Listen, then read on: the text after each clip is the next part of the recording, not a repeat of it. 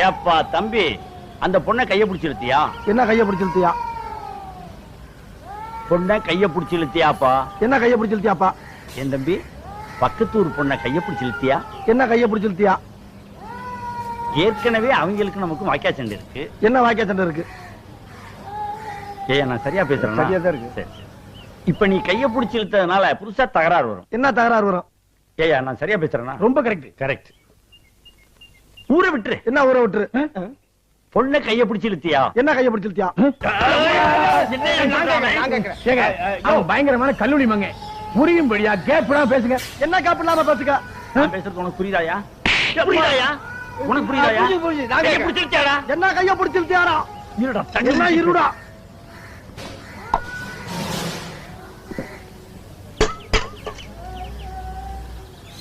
கைய பிடிச்சு இழுத்தியாடா? என்ன கைய பிடிச்சு இழுத்தியாடா?